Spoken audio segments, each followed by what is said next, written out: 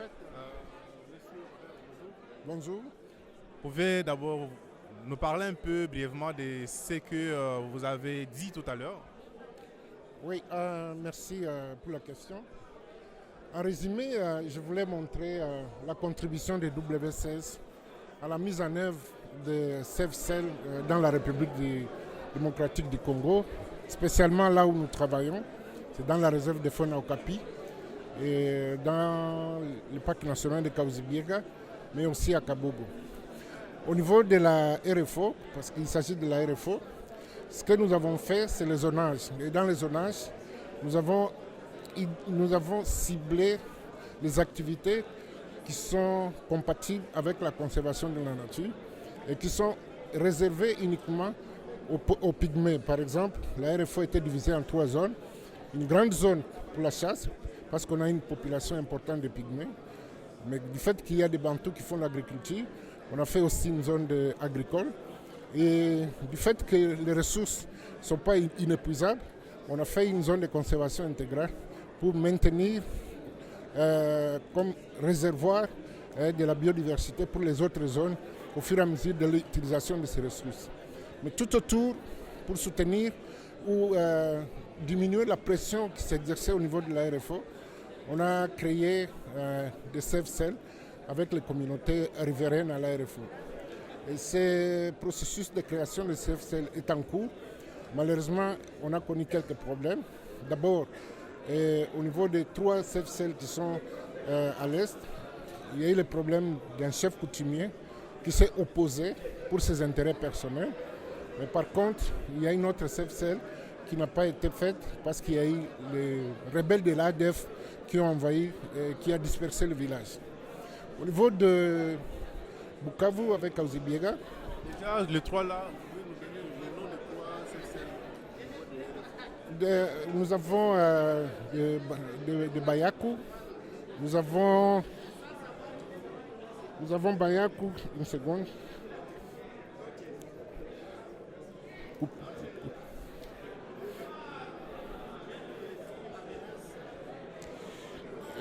Une seconde.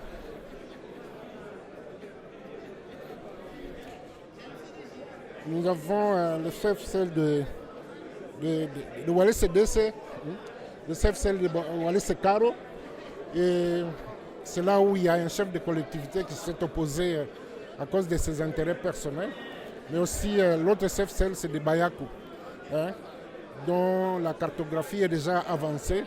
Mais avec la guerre, le village a été dispersé. Donc on ne sait pas faire. Ils sont à quel niveau? C'est déjà au niveau. Ils ont déjà les arrêtés ou bien? Non.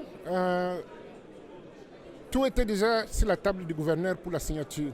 C'est lorsqu'il y avait l'affichage pour avoir les commentaires des gens que les chefs de collectivité, pas les chefs de collectivité, les notables de ces 2 collectivités se sont opposés. Donc ils ont carrément remis en cause tous les processus qui étaient faits par les communautés. Pas par nous, mais par les communautés. Au niveau du Sud Kivu? Au niveau du Sud Kivu, WCS qui travaille au Sud Kivu, vous savez que Kaouzi-Biega, c'est le Sud Kivu et les Maniema. Du fait qu'il y a un couloir des éléphants entre les Maniema et le Sud Kivu, on a encouragé les communautés riveraines du Maniema à avoir des CEFCEL. Il y en a 3.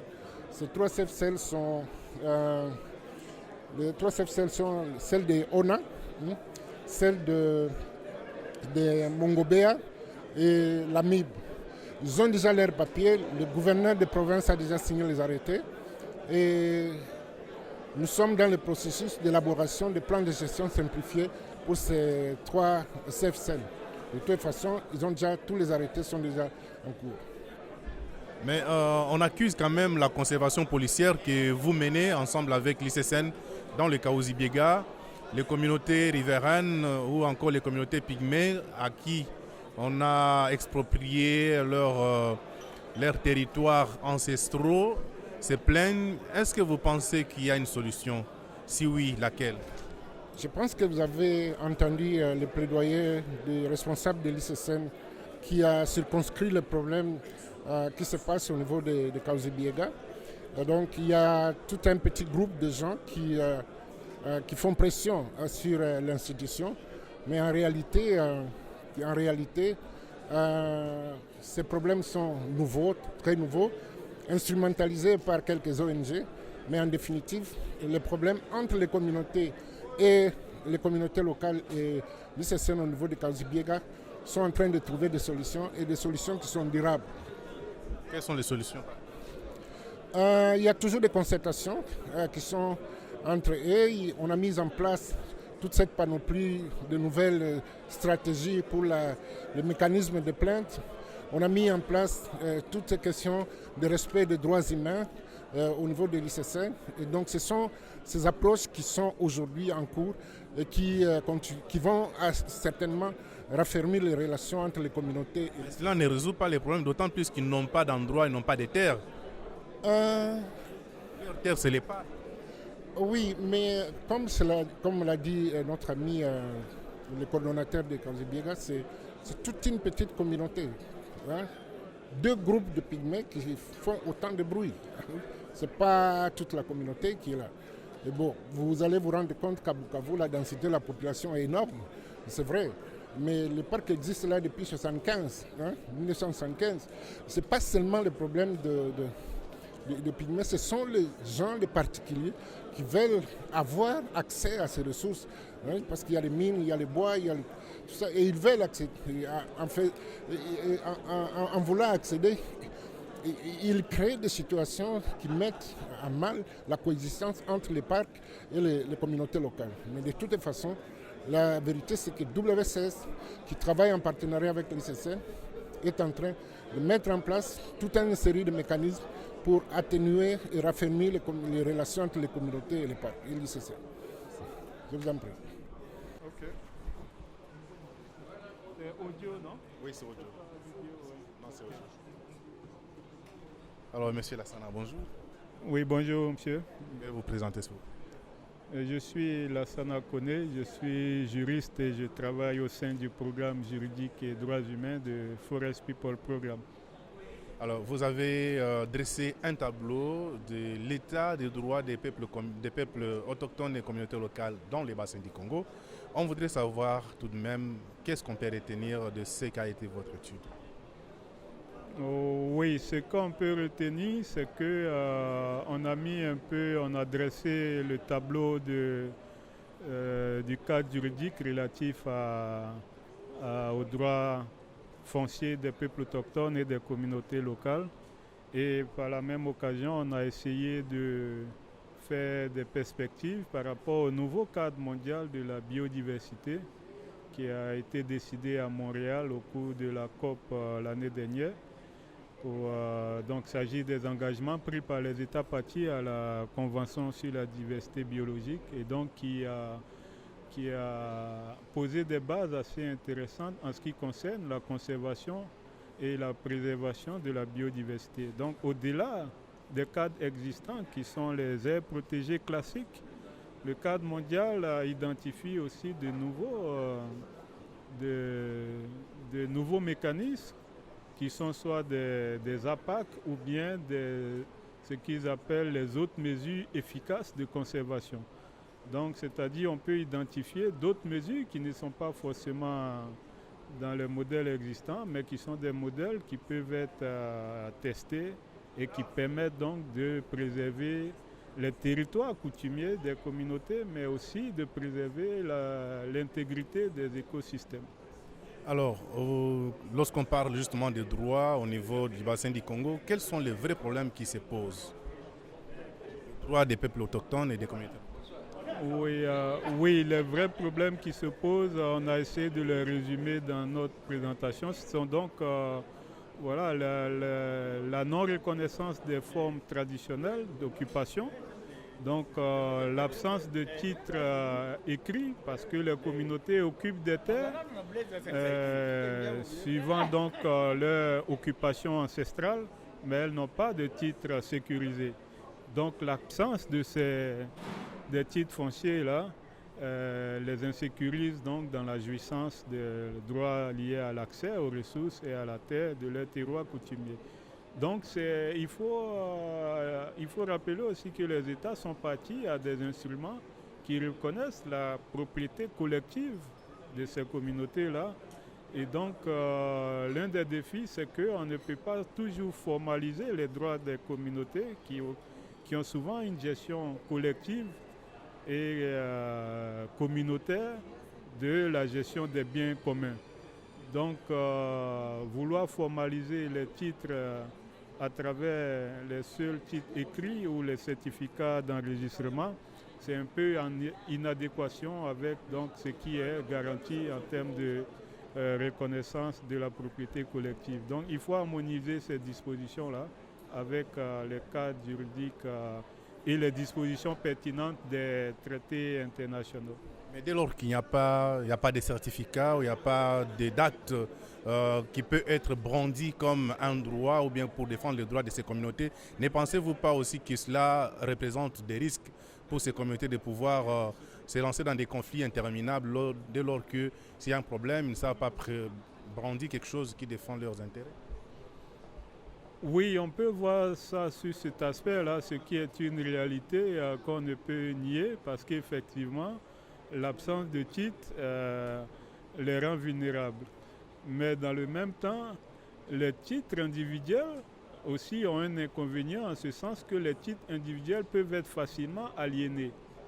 C'est-à-dire les titres individuels sont au nom d'une personne et non d'une communauté parce qu'une famille ou une communauté n'a pas la personnalité juridique.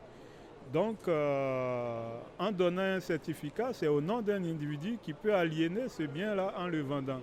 Alors que quand vous prenez une forêt communautaire ou bien un titre collectif, c'est impossible de l'aliéner. C'est cela l'avantage aussi avec donc, les mécanismes de certification collective. Ouais.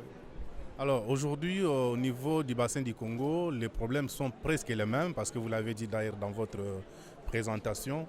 Est-ce que vous pensez que les solutions pourraient aussi être les mêmes partout dans tous les pays? Vous voulez dire dans tous les pays du bassin du Congo? Oui, les cadres juridiques sont quasiment similaires. Donc, c'est des réalités qui sont propres à tous les pays du bassin du Congo et même en Afrique subsaharienne, en particulier les États d'Afrique francophone. Donc, ces lois-là sont un héritage colonial, en ce sens que quand on parle de la propriété exclusive de l'État, ce sont des vestiges de la colonisation parce que le colon, quand il arrive, son entreprise, c'est d'asseoir des ressources, avoir des ressources nécessaires pour son entreprise coloniale. Donc il faut s'accaparer les terres et tout ça. Et donc c'est une perpétuation de ce système-là et qu'il faut essayer d'adapter au contexte local parce que la coutume, comme je l'ai dit aussi, fait partie de notre système de pensée. Et donc, il y a des considérations épistémiques qu'il faut prendre en considération dans l'élaboration et les réformes légales. Ouais. Alors, ma dernière question, quelles sont les recommandations ou les orientations que vous, en tant qu'expert, pouvez donner justement pour que cette situation puisse trouver des solutions durables? Oui, il y a beaucoup de propositions, beaucoup de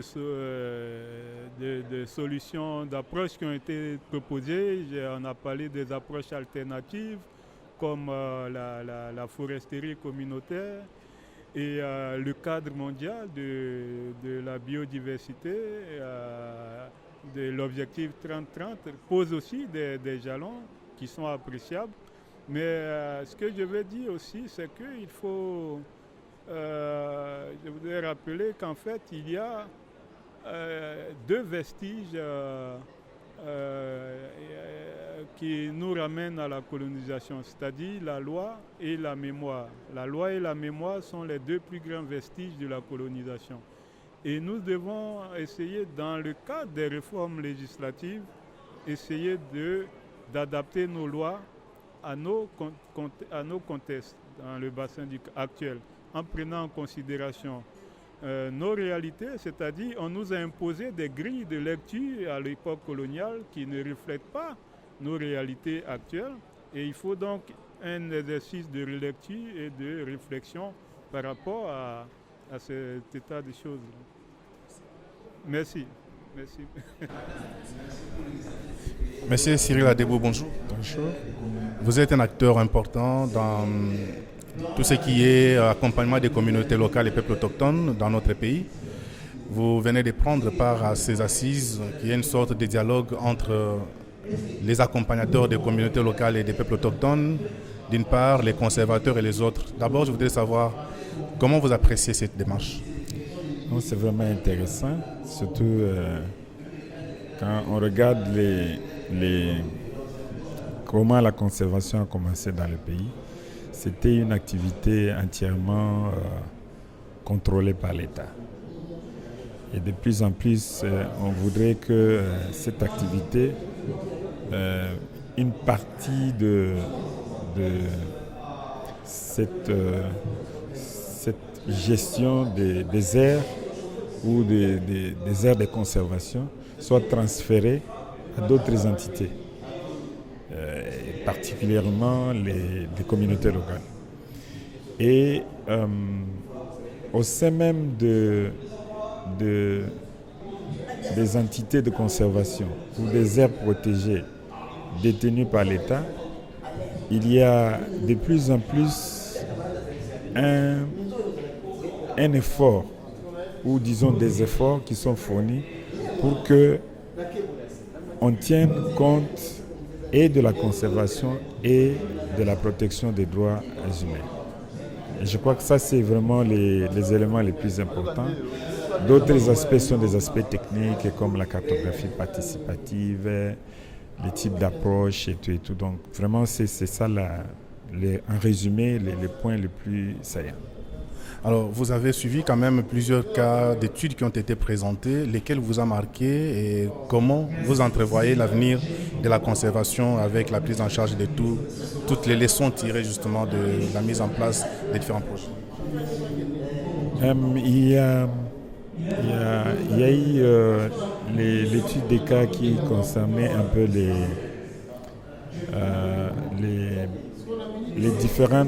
différentes approches qui sont utilisées à travers le pays.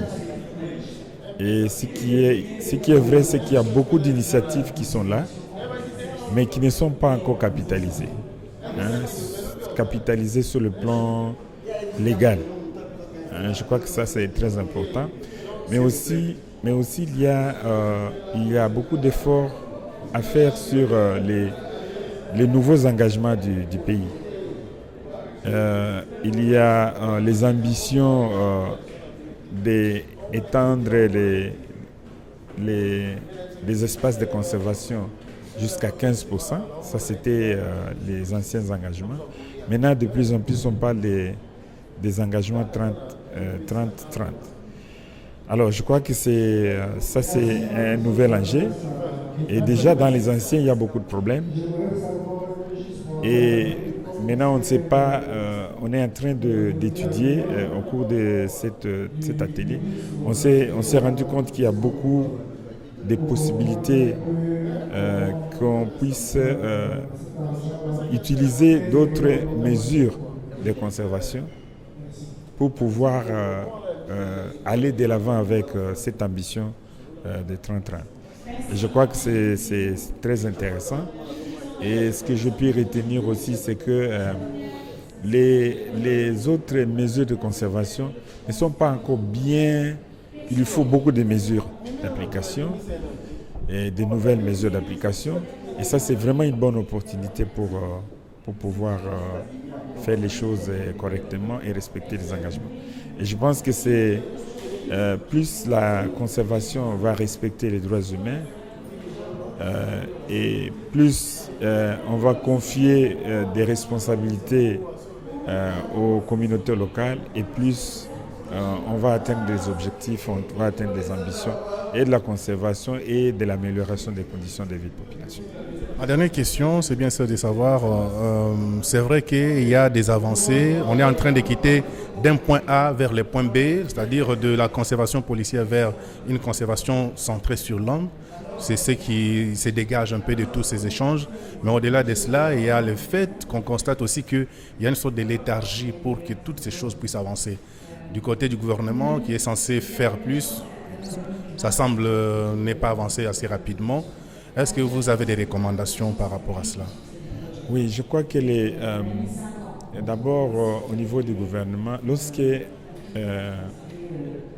on déclenche les projets du gouvernement, les projets de conservation du gouvernement, lorsque ces projets sont déclenchés, on trouve que vers la fin, l'ICCN se retrouve avec des problèmes des routes et des écoles. Alors que ces problèmes des routes des écoles concernent d'autres secteurs de la vie nationale. Et donc, il serait important que lorsque le processus de mise en place ou de création des réserves ou d'aires protégées commence, il faudra mettre aussi en mouvement d'autres initiatives pour les autres secteurs. Par exemple, les infrastructures, ça va se passer comment? Donc, il y a beaucoup d'études qui doivent être faites par les différents secteurs, par les différents services de l'État, concomitamment, pour que les moments venus, en même temps que l'ICCN fait son travail de conservation, les autres font leur travail. Et donc, en ce moment-là, il y aura moins de plaintes et moins de discussions. Oui. C'est moi qui vous remercie. Ça va? Bonjour monsieur. Bonjour. Oui, bonjour, je m'appelle Antoine Marchal et je travaille pour Rainforest Trust comme stratégiste Afrique. Alors, vous avez pris part à ces forums sur la conservation et les droits des peuples autochtones et communautés locales à Kinshasa. Je voudrais d'entrée de jeu vous demander qu'est-ce qui vous a de plus plu par rapport à ces travaux? Alors, tout d'abord, dans le cadre de la présentation, donc nous, Rainforest Trust, on est un bailleur de fonds, donc on fournit des financements pour créer des nouvelles aires de conservation, soit des aires protégées, soit des aires de conservation communautaire, donc notamment les forêts communautaires.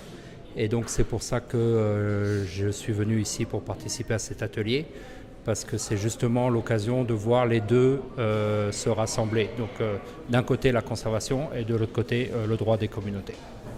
Alors vous avez participé justement à ces échanges où on a présenté plusieurs leçons ou encore des études des cas qui ont été menées sur le terrain qui présentent certains modèles de succès. De quelle manière ces cas ou ces expériences partagées peuvent orienter vos prochaines interventions dans les bassins du Congo? Alors, ce qui est vraiment agréable avec cet atelier-ci, c'est que dans la même pièce, on réunit les gens qui se battent pour le droit des communautés avec les gens qui se battent pour la conservation. Et ça permet d'avoir des échanges de données dans des contextes complètement différents. Donc ceux jusqu'à notre jour qui se sont plutôt battus pour le droit des communautés, notamment la sécurisation des terres, avec de l'autre côté ceux qui se sont battus pour la conservation. Or maintenant, on ne peut plus faire l'un sans l'autre. Donc c'est justement l'occasion de tous se retrouver dans la même pièce et de parler des leçons apprises de chaque côté, de ce qui a été, de ce qui n'a pas été, et de voir comment on peut collaborer dans le futur. Notamment en parlant d'outils hyper primordiaux comme la cartographie participative. Donc on a eu des échanges là-dessus dans les jours passés. Et aussi de parler notamment de qu'est-ce qui s'est passé dans la sous-région, donc dans les autres pays, notamment le Gabon ou bien le Cameroun, et pouvoir comparer par rapport à la RDC et vice-versa. Qu'est-ce que la RDC a à apprendre aux autres pays aussi. Est-ce que vous pensez que tout ce que vous avez eu comme leçons ici peuvent orienter vos décisions à la longue par rapport aux différents financements que vous devez apporter? Oui, bien sûr. Donc nous, on a des projets qu'on souhaiterait soutenir dans le futur pour créer plus de forêts communautaires. Et c'est quelque chose qu'on fera en s'axant sur les leçons apprises lors de ce genre d'échange. Et aussi avec des partenariats, de pouvoir aller faire des partenariats avec des organisations qui sont plus spécialisées dans la sécurisation des terres et les droits humains, et aussi avec des organisations plus spécialisées dans la conservation, et voir comment tout le monde peut travailler ensemble pour faire bien les choses. Mais généralement, la question de foresterie communautaire, c'est une question qui, de plus en plus, demande beaucoup de moyens, d'autant plus que le processus pour la création de ces mécanismes demande des fonds, mais surtout aussi la gestion même de ces concessions des forêts des communautés. À ce niveau-là, il se pose un problème, c'est-à-dire les communautés n'ont pas de moyens pour entamer cette phase de gestion qui est déjà en cours pour certaines communautés. De quelle manière comptez-vous résoudre ces problèmes en tant que bailleur de fonds? Alors effectivement, les points faibles de la foresterie communautaire sont souvent les mêmes que les aires protégées. S'il n'y a pas de soutien financier qui est sécurisé pour le long terme, alors souvent ça peut amener à l'échec. Et ça, c'est un peu la question qu'on se pose maintenant. Comment mettre en place des mécanismes de financement durable? On parle de plus en plus de fonds fiduciaires ou bien de crédit carbone ou bien de valorisation des chaînes de valeur. Donc il y a plusieurs opportunités. Dans certains pays, il y a aussi l'écotourisme qui marche très bien. Et nous, Rainforest Trust, en général, quand on soutient un projet, on ne se focalise pas que sur la création de la forêt communautaire, on va aussi se focaliser sur la bonne gestion de la nouvelle forêt communautaire qui sera créée. Et notamment avec la mise en place de systèmes de gouvernance, la rédaction d'un plan simple de gestion qui est primordial et, si possible, la mise en place d'un système de financement durable. Mais déjà, il y a des communautés qui ont leur système, ou comment on appelle ça, leur plan simple de gestion qui sont déjà élaborés, mais qui manquent des moyens. N'avez-vous pas peur que demain après-demain, tout cet investissement que vous, en tant que bailleur de fonds, même les autres bailleurs de fonds qui le font aussi, soit carrément quelque chose qu'on va remettre en cause? Oui, non, alors c'est sûr que ça, c'est un peu le point de faiblesse sur lequel on essaie de travailler pour diminuer les risques un maximum, parce qu'en aucun cas, on veut soutenir un projet qui n'a pas de viabilité sur le long terme. Malheureusement, nous, Rainforest Trust, on n'est pas le genre de bailleur qui soutient sur le long terme. Donc on va aider à la création d'une forêt communautaire et on va aider pour les premières années de mise en opération. Et malheureusement, ce ne rentre pas dans notre modèle de soutenir sur le long terme. Mais on va s'assurer que l'organisation avec qui on travaille a, elle, une vision sur le long terme et a aussi des voies à explorer ou des voies déjà explorées pour pouvoir sécuriser du financement sur le long terme. Et un des premiers exemples, c'est de se rapprocher d'autres bailleurs qui, eux, sont spécialisés sur ce financement sur le long terme, que ce soit des bailleurs publics ou des bailleurs privés. Mais c'est qui n'est pas aussi facile. Ah non, c'est pas facile, non. Et donc ça fait partie de tout le système de due diligence, vérification, voir comment créer des partenariats. Et puis ça joue aussi beaucoup sur cette histoire de mettre en place des systèmes de financement durable. Êtes-vous sûr que la foresterie communautaire est un outil qui présente des perspectives et des opportunités? Alors malheureusement, je n'ai pas de boule de cristal. Donc la foresterie communautaire est quelque chose d'assez nouveau. Les lois pour la foresterie communautaire sont assez récentes. Donc c'est aussi quelque chose qui n'a pas forcément prouvé sa performance sur le long terme. Mais en tout cas, une chose est sûre, c'est qu'il y a beaucoup de potentiel, notamment par le fait que c'est de la conservation qui est faite à la demande des communautés. Tout démarre par les communautés, ça démarre pas, c'est pas du top-down, c'est vraiment du down-up. Et rien que ça montre que c'est sans doute des choses qui sont plus viables sur le long terme, parce qu'on ne va pas retomber dans les erreurs du passé avec des créations de parcs nationaux où il n'y a pas eu d'accord des communautés. Là, c'est vraiment les communautés qui se mobilisent et qui veulent protéger leur forêt et en faire de la gestion durable.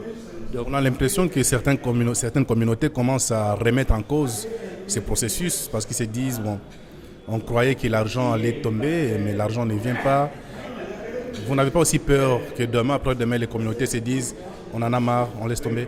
Alors c'est sûr qu'il y a toujours un risque pour ça et c'est pour ça que nous on fait gaffe de travailler avec les bonnes organisations qui disent les bonnes choses aux communautés. Et je pense qu'il y a l'aspect développement de capacité qui est aussi très important et aussi l'aspect augmenter les connaissances, de savoir, parce que ça doit être les communautés qui choisissent ce qu'elles veulent. Donc en gros, si les communautés choisissent de faire des forêts communautaires, c'est elles qui l'ont choisi, c'est pas quelqu'un qui a choisi à leur place. Maintenant, si quelqu'un d'autre vient et fait des promesses qui ne peuvent pas tenir, alors là, c'est sûr que c'est pas bon et ça peut pas gagner sur le long terme. Donc nous, quand on développe un projet, on garantit qu'on travaille avec la bonne personne, qui a le bon contact avec les communautés, qui a des capacités d'augmenter les capacités des communautés pour leur faire comprendre les lois, leur faire comprendre leurs droits, et leur proposer les différentes options qui s'ouvrent à elles. Et ensuite, c'est à elles de choisir si elles veulent le faire ou pas. Et comment vous faites pour encadrer justement ce processus à votre niveau pour qu'on n'arrive pas à un point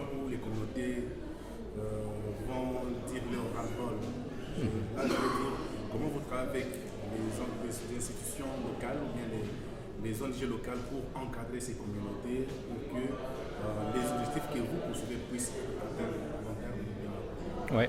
Alors nous, on n'est pas implémenteur, donc on ne va pas sur le terrain commencer à faire les choses. Nous, on finance une ONG qui va faire le travail, donc on finance la société civile. Donc notre travail qu'on fait, c'est des vérifications au début. Et aussi, quand la demande de financement vient, on vérifie que tout est en ordre et que les choses vont être faites en suivant la loi, en suivant les leçons apprises à ce genre d'événements, pour vérifier qu'ils ne retombent pas dans les mêmes pièges, en vérifiant qu'il y a des partenariats qui ont été développés pour aussi combler les vides et qu'il y a une certaine garantie sur le succès à long terme. Alors, ma dernière question, c'est en rapport avec ces forums. Quelles pourraient être vos recommandations? Parce que vous avez suivi quand même les travaux du début presque à la fin où nous sommes. Quelles peuvent être selon vous des recommandations pour des jours heureux au futur? Alors, je pense que les leçons apprises, c'est quelque chose qui doit être mis par écrit. Qu'est-ce qu'il faut faire, qu'est-ce qu'il ne faut pas faire. Peut-être avoir un genre de guideline, donc des feuilles de route de savoir comment suivre les procédures, qu'est-ce qu'il faut faire, dans quel ordre. Il y a l'aspect clip qui est primordial. Ici en RDC, le clip n'est pas, sauf si je me trompe, ce n'est pas quelque chose qui est repris dans la loi, alors qu'il y a certains pays qui écrivent noir sur blanc dans la loi le processus clip. Donc ça, c'est vraiment, nous par exemple, on ne soutient aucun projet qui n'a pas un clip qui est fait de la meilleure façon possible. Et ensuite, je pense que c'est important d'avoir une certaine coordination nationale aussi, savoir qui fait quoi, dans quelle zone, pour éviter les doubles efforts, les doubles financements. Et aussi, en RDC, il y a tellement de ONG qui travaillent, vérifier qu'il n'y ait pas plusieurs acteurs qui vont parler avec les mêmes communautés et qui racontent chacun quelque chose un peu différent. Donc essayer d'avoir une stratégie nationale, savoir qui travaille où, continuer à faire des échanges d'informations comme on fait ici. Juste échanger les cartes de visite, savoir qui travaille dans quel domaine, quels sont les points faibles et les points forts de chacun, parce qu'on ne peut pas être fort partout, et voir comment on peut utiliser la force de l'un pour aider les faiblesses de l'autre. Merci beaucoup. Bonjour madame. Bonjour. Je réponds au nom de Siva Mbake et je suis la directrice pays pour Fauna and Flora International. Vous avez pris part à ces 3 jours du forum régional sur les droits des peuples autochtones et la conservation. Je voudrais savoir qu'est-ce qui a attiré plus votre attention en tant qu'une actrice importante dans la conservation? Il y a beaucoup de choses qui étaient intéressantes. Parce que lier la conservation aux droits des peuples autochtones et communautés locales, c'est même quelque chose de très crucial pour qu'on conserve à long terme la biodiversité, mais aussi d'améliorer les conditions de vie de ces communautés-là, qui dépendent de ces ressources au quotidien. Donc, quand le droit foncier n'est pas assuré pour ces gens-là, comment ils vont conserver? Comment ils vont vivre? Comment ils vont se développer? Donc,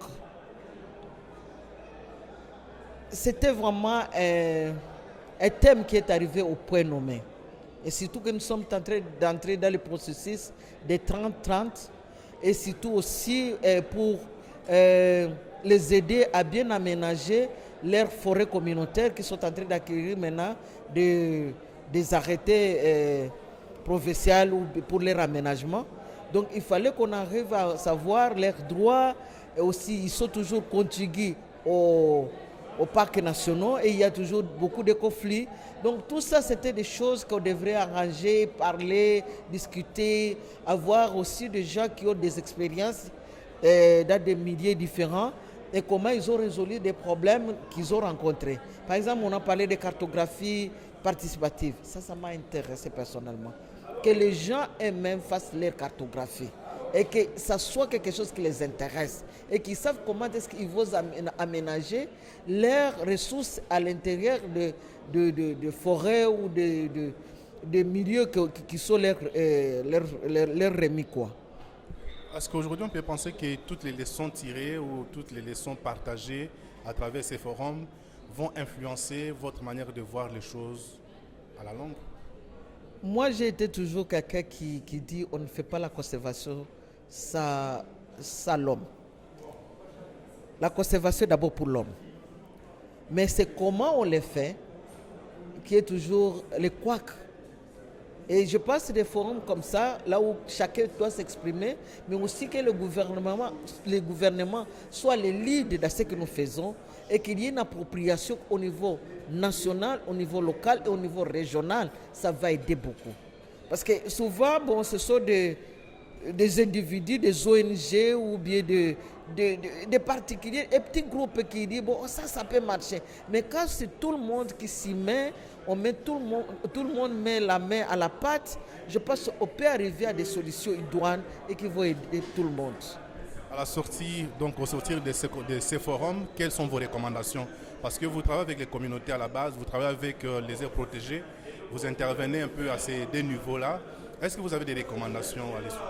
Pour moi, je peux dire tout simplement que les gens vivent en harmonie. Il n'y a pas de perdants, il n'y a pas de gagnants. Nous tous, nous pouvons perdre, nous tous, nous pouvons gagner si on vit vraiment ensemble et qu'on sache que ce que nous conservons, ce que nous voulons vraiment faire comme aménagement, nous sortons tous gagnants. Personne ne peut se dire qu'il n'est pas une communauté locale quelque part. Nous venons toujours des communautés. Et ça, c'est un message que tout et chacun doit aller exercer dans sa communauté. Sauf les gens qui sont des expatriés, des étrangers. Mais quelque part, ils dépendent toujours de ces ressources-là. Pourquoi il y a tout ce qui est RED, crédit carbone, comme ça? Parce qu'ils savent que ça, c'est une importance capitale. Les gens qui ont financé ça, ce sont des étrangers, ce ne sont pas des locaux. Et le gouvernement doit prendre ça comme quelque chose déjà comme baseline, donc quelque chose de départ. Là où vraiment les négociations doivent se faire vraiment avec le consentement de tout le monde.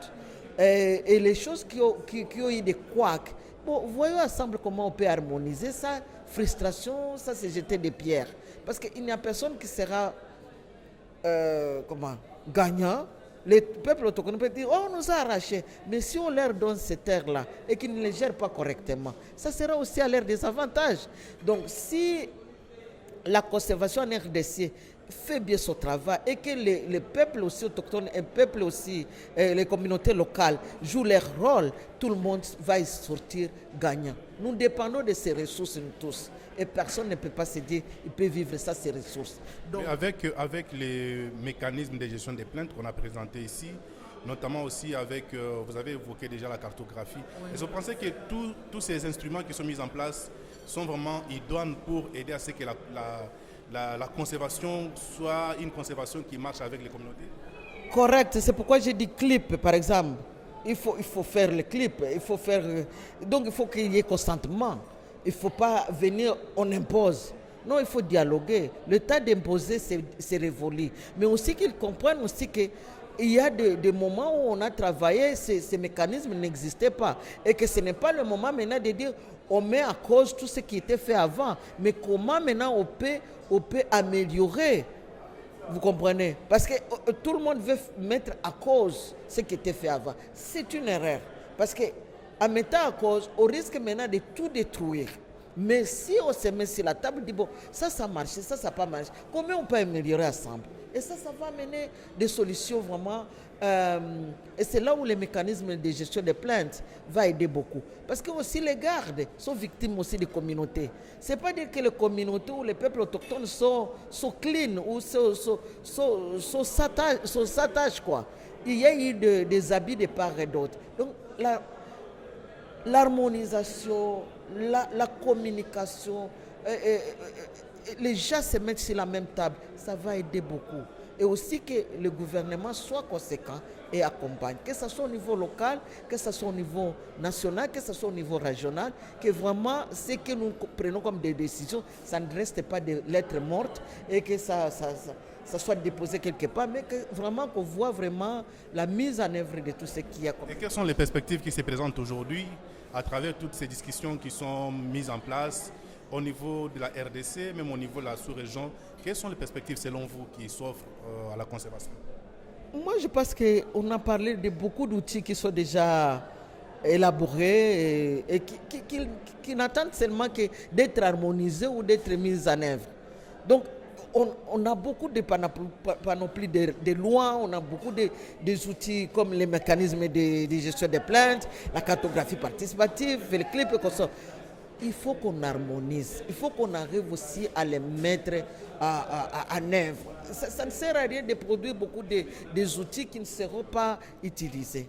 Donc c'est ça ce qui sera ma recommandation et que vraiment tout et chacun s'y retrouve. Que ce ne soit pas l'affaire de tel, pas de moi. Voilà. Merci.